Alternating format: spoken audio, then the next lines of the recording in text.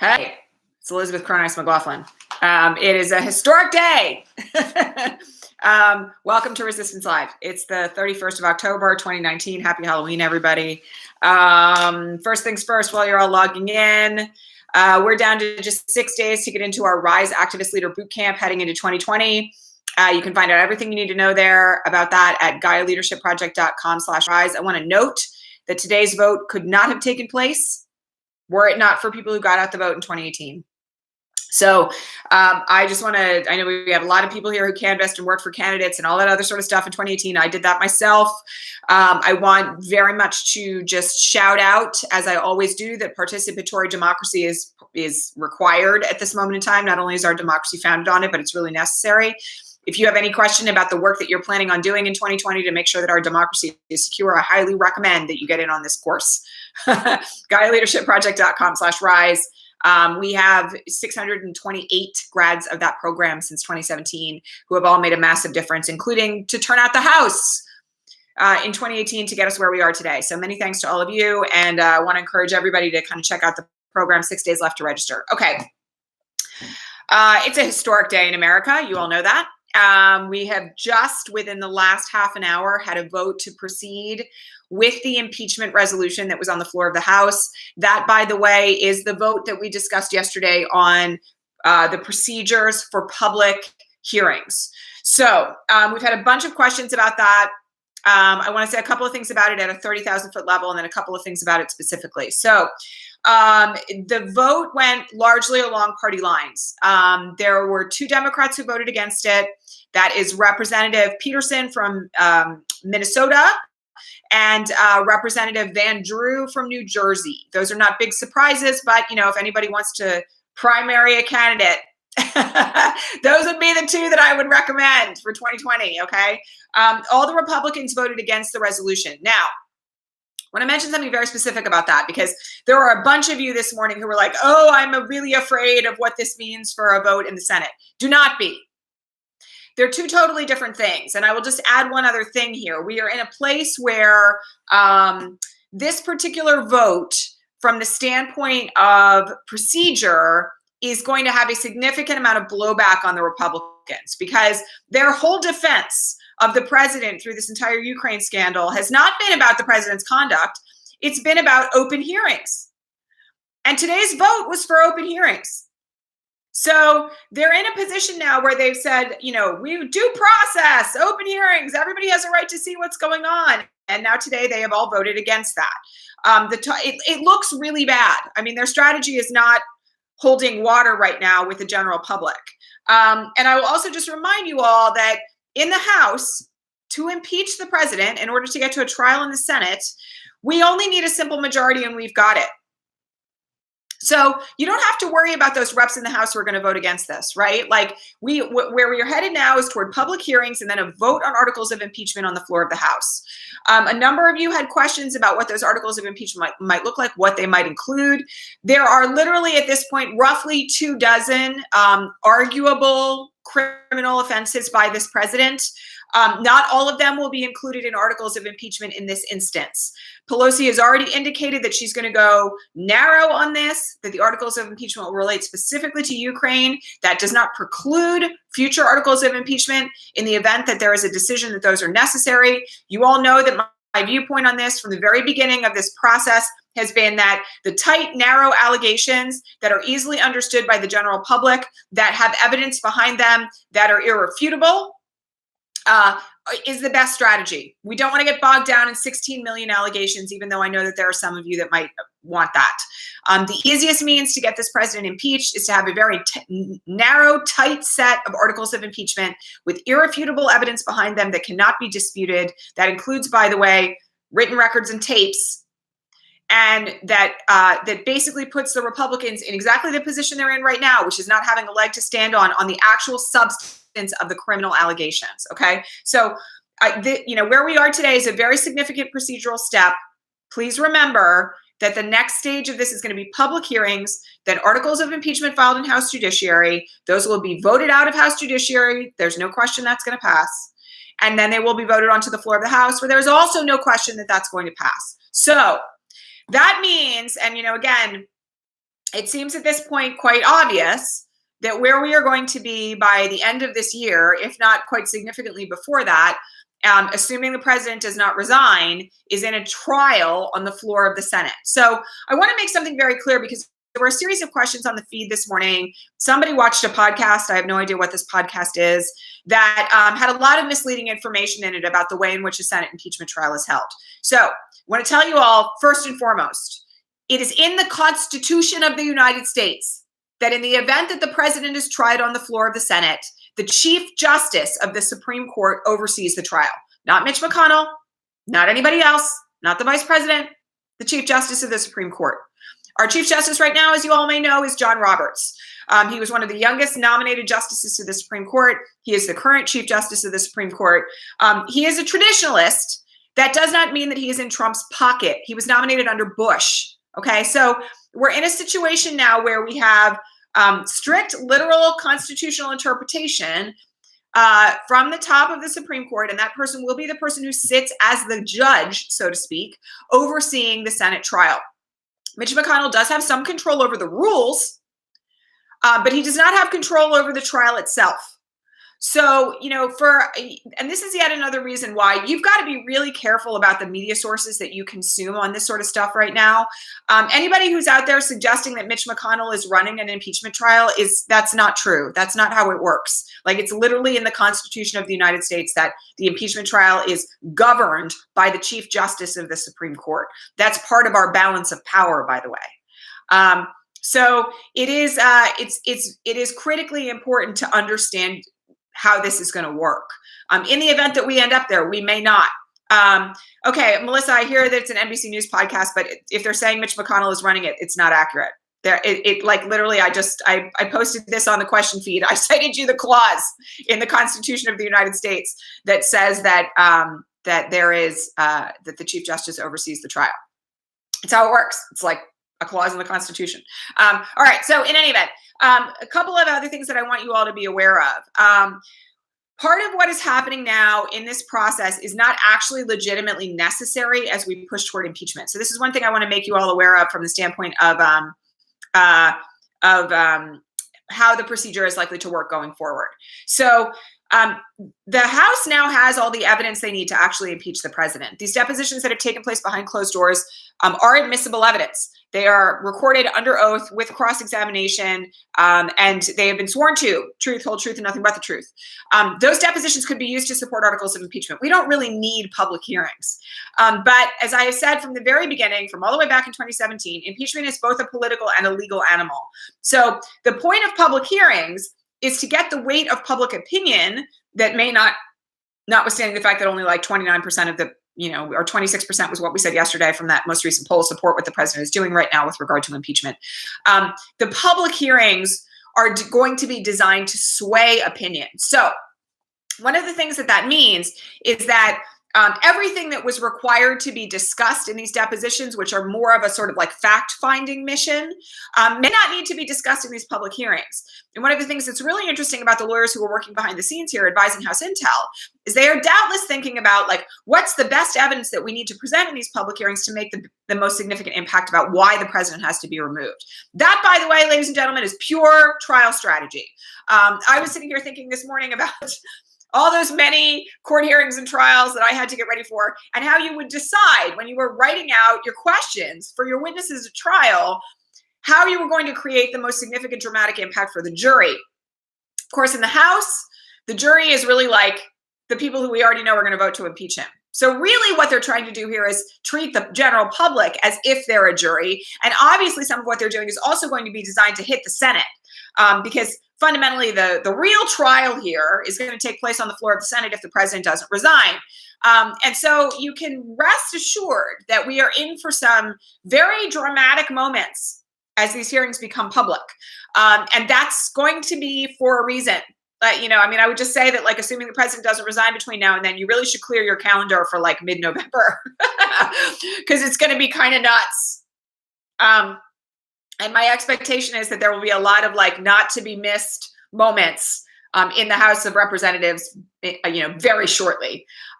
So So that's that. Now, there were a couple people on MSNBC this morning who were predicting that we'll have a trial, in December, that, the trial will be very tight, that we may very well see an impeachment vote in the Senate before Christmas. Yes, I agree with that. I'm not even sure it's going to be that long. We could very well at this point have like 2 weeks of very tight trial style hearings in the House, and then a vote in the House, and then a trial in the Senate, as soon as the 1st of December. That would not shock me one bit. It actually wouldn't shock me if we even got there before Thanksgiving. We, again, are going to have to be in a position where we understand that this is going to move very quickly. So you all now understand why it is that I've been calling upon you for the last several weeks to really put your leverage behind calling the moderate Republican senators who we need to flip in order to get him out. I'm going to say it again. I am not convinced at this point that we are not going to end up in some sort of resignation situation, depending on how the dominoes fall here. The Republicans know they're in some deep shit, and they know that their strategy right now is not working. The polls reflect it. The reporting reflects it. Even no matter how they voted this morning, it is very, very clear that they have lost public support for the strategies that they've been pursuing at this point. The way that the GOP is going to salvage itself, if it chooses to do that, is by forcing the president to resign. And then they'll be able to kind of like make their PR move about how we did the right thing for the country and everything else that goes along with that. I'm not sure they're going to get there, but they will probably at some point try. I am going to say this. I think that we have a lot of moving pieces to this process right now. And, I think we ought to be moving in the direction of getting ready for what's coming next and the kind of activist pressure that we're going to have to levy on the Senate between now and when this all comes to an end. I'm going to say one other thing here, just from the standpoint of pundits, okay? There's going to be a lot of people running around out there with ideas about the accurate and correct strategy for how this should happen. One of you has just posted here that, there are arguments that the impeachment trial shouldn't happen around Christmas because people will be more forgiving. That, in my opinion, is bullshit. I'm just going to say that. I think it's bullshit. There are legal ramifications to where we find ourselves right now. The president, let us not forget, auctioned off a presidential election in exchange for military aid. Nobody's going to care that it's Christmas. Nobody with a conscience is going to care that it's Christmas. And there are going to be a lot of pundits who are, you all need to get ready for this. There's going to be a lot of pundits who are going to second guess a particular choice of putting one witness before another. By the way, this is how we game trial strategy. Like, this, again, is all part of like how you take people to trial. Should this witness go first or second? How are we going to build the story here so that, like, are we going to start from the bottom up? We'll start with the lowliest person and let us build toward the top. Or are we going to start from the top down? Here's the most horrible allegations that we heard right in the Oval when the president was on that phone call, and trickle it down to all the supporting evidence. Or is there going to be a mix? Are there certain witnesses who are more compelling than others? Are there certain witnesses who might lie, like Sondland? And what are we going to do about that from the standpoint of a cross-examination strategy? People are going to game this 6 ways to Sunday. And the one thing I just want to remind you all of is that, like, great legal minds can differ, okay? Like, self-included. And as you watch all the multitude of legal commentators on all of this, this is what I will say to you about how I would filter it, okay? There's like 5 or 6 lawyers right now who are on media all the time talking about this who I trust. Those are people like Mimi Rocah, Joyce Vance, Maya Wiley, occasionally people like Matt Miller, and I will add that, and Chuck Rosenberg, who's a genius, those people agree basically 100% of the time. And I agree with them as well, 99% of the time. Those are the voices that you should be following on all this stuff, right? Like, there's going to be random Ali Mistal. I'm going to add him in there too. There's going to be random outlier people here who are going to make wild suggestions about how the Democrats are fucking this up. Those are the people who I seriously don't want you to listen to. Because you know what? What this is going to come down to are the elements of the crime, the elements of the articles of impeachment, and the evidence that supports it. And that really, by the way, in the long run, should be all that matters. It will, if it's presented appropriately in the hearings in the House and on the floor of the Senate, it will be all that matters. And so it's just critically important at this stage of the game, and I feel like, again, I've been saying this since January of 2017. You have to be really careful about who you listen to right now and the sources that you consume. And I'm also going to add, please do not waste your time listening to Republican podcasts, because somebody asked me a question this morning about Smirkonish and he's interviewing Bannon and blah, blah, blah. There's going to be a lot of noise. That, by the way, is also part of the Russian propaganda scheme. Let's just be clear about it. There were Republicans who walked onto the floor of the House this morning with the hammer and sickle on a big blow-up piece of cardboard, claiming that we were having Soviet-style hearings in this instance. Can I just remind you all of something? The Soviet Union did not have impeachment clauses.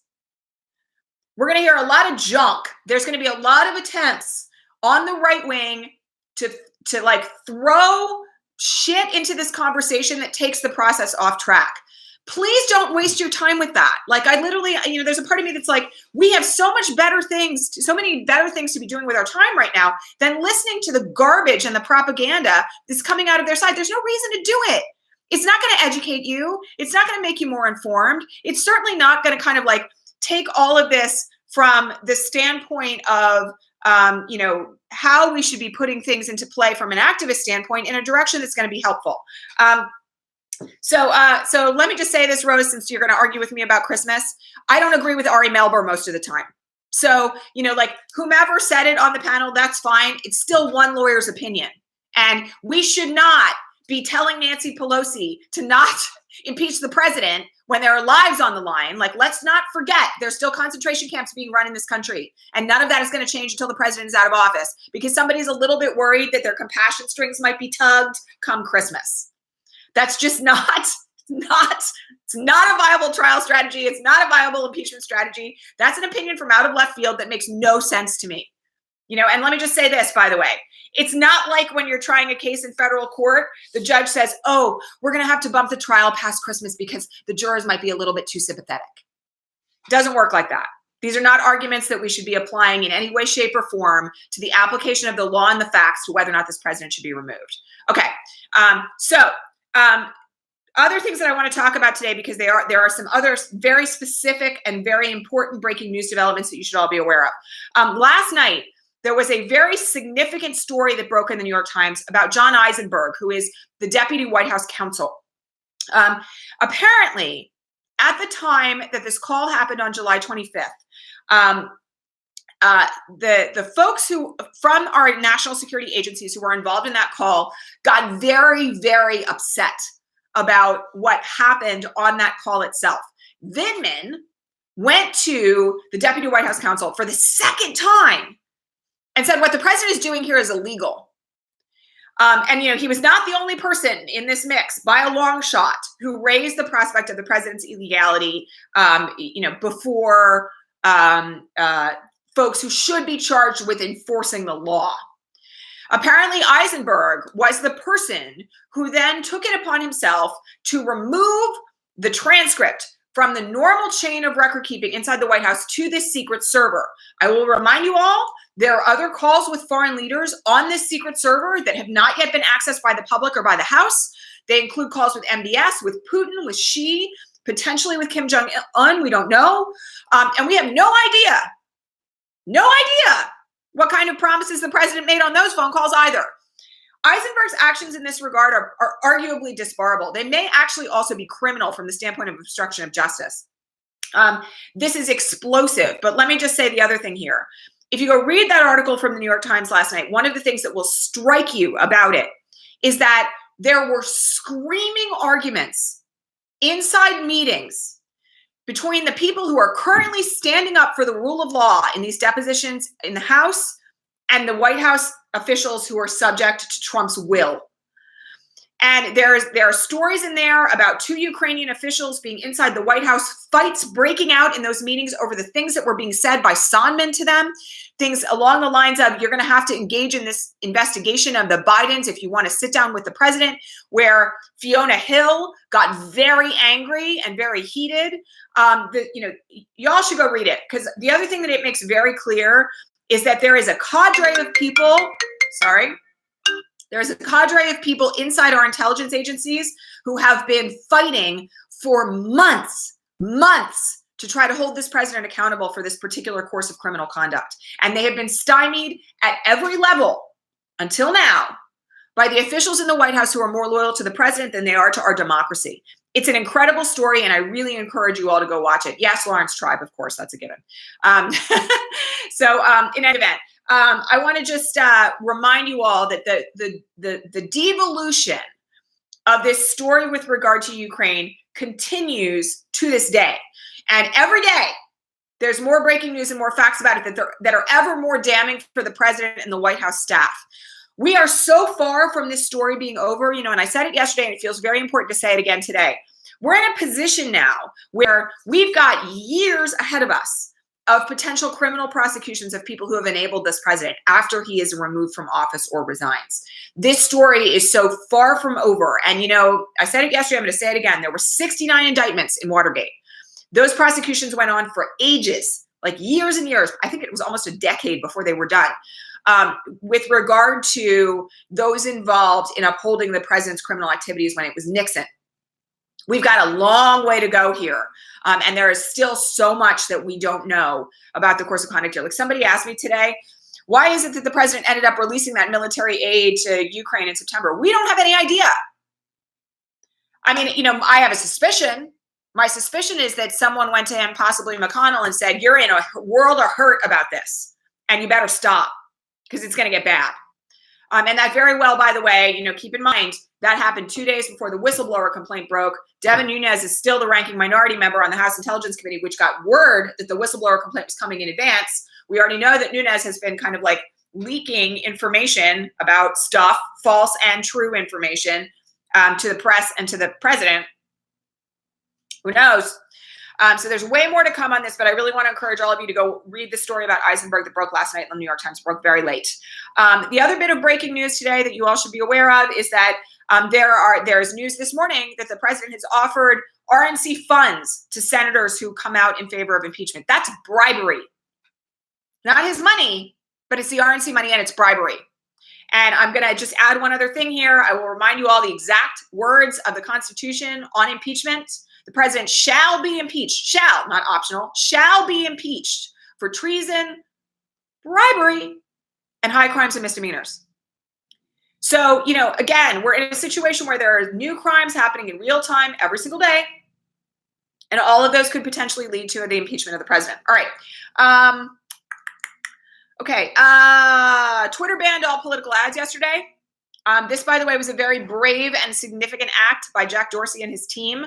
I personally am wildly in favor of it because Facebook has become so unreliable. I'll also just add that the subtweeting of this of Zuckerberg by Jack Dorsey yesterday was quite something to watch. The good news about this is you can rest assured that as long as you are following actual real people, not bots, not trolls, not accounts that have no followers or 2,000 followers that have only been active since 2016 and have had huge gaps of time where there's been no tweets. You're probably pretty okay hanging out on Twitter with people like me between now and the 2020 election. It's a very big deal. It's a very big deal, not to be understated. And again, I'm going to just remind you all, you got to be really careful on Facebook. You have to be really careful right now. It's no joke. They literally are justifying the use of false information in political ads and in posts.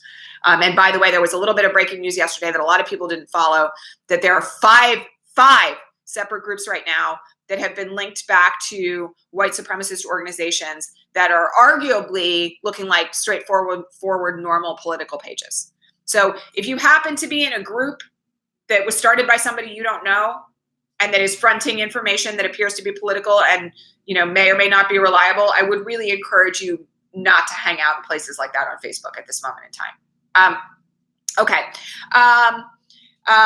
right. What else? We got that. We got the course of the impeachment trial. Oh, Nunes's aide.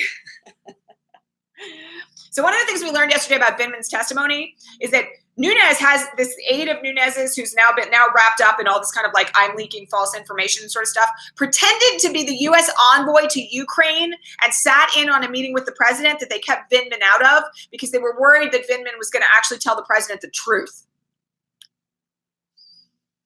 I read that particular article yesterday and I was like, these are the coping mechanisms that exist when you're dealing with an insane president, right? Like they were worried about what it would do to the president's mood if he had a legit advisor on Ukraine in a meeting with him telling him you can't extort election interference from these people. It's just very serious business at this stage of the game. And so many of these dominoes are going to start to fall. We had Senator Ron Johnson implicated earlier on this week. I'm going to just let you all know, like, reminder, criminal prosecutions for a lot of these people are coming. And there are investigations underway that we don't know about. So, again, we got a long way to go and a lot more to talk about. Okay, I'm going to answer a question here because somebody's asking me about what's going to happen to this broadcast. I'm not going anywhere. Let me just say this, like, I'm going to assume, like, that even if Trump resigns today, which is not going to happen, that there's going to be a need for, like, information about trials and future investigations and, rules of law and impeachment and everything else. And hopefully you all find me inspiring enough that I'm still going to have a reason to be here. But you don't need to worry about that. Like, I have no plans to go anywhere if Trump's impeached, in part because, as I've said several times on this broadcast, we've got years and years and years to go of holding these people accountable. So don't put that in the filter of your concerns. Okay, final mention. We have 6 days left if you want to register for RISE. I'm going to say what I said at the top of the broadcast, which is that today's impeachment vote could not have happened were it not for people like you and me who got out the vote in 2018. The most important work you can do right now as an activist, in addition to calling those moderate senators that we keep mentioning all the time and urging them to vote in favor of removal, is to get out the vote. And this program that we run, 628 grads already. We have 15 women who have graduated from it who have decided to run for office, precinct captains, folks who are running nonprofits, people who are out there organizing for campaigns, campaign managers. We've got literally hundreds and hundreds of people who have found a way to contribute to their democracy in our society heading into the next election, and a whole shit ton of people who did incredible work in 2018. If you don't know how you're going to use your voice heading into next year, please join us in this program. GaiaLeadershipProject.com/rise. Class starts on the 11th of November, and 6 days left to register. It closes next Wednesday at 8 p.m. Pacific. All right. Much love to all of you. I will see all of you tomorrow. It's a good day. And by the way, there's still witnesses testifying on the Hill right now as we speak. So this is all going to continue. All right. Much love. Bye.